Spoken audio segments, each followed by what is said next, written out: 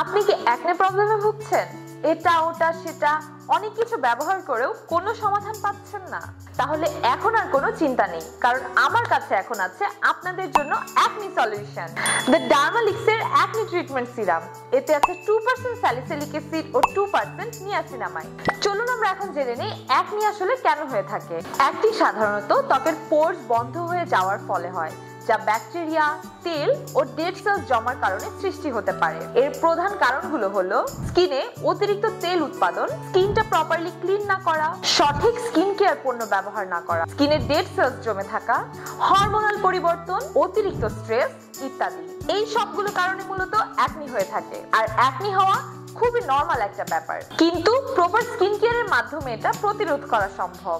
আর এই সিরামটিতে আছে 2% salicylic acid ও 2% niacinamide. আমরা জানি স্যালিসিলিক অ্যাসিড অ্যাকনির জন্য খুবই ভালো কাজ করে। স্যালিসিলিক অ্যাসিড গভীর থেকে ত্বকের পোরস ক্লিন করে, এক্সফোলিয়েশন করে ও ব্রণ প্রতিরোধ করে। এটি ত্বকের অতিরিক্ত তেল, মৃত কোষ সরিয়ে দিয়ে ব্ল্যাক হেডস, হোয়াইট হেডস এবং অ্যাকনি কমাতে সাহায্য করে।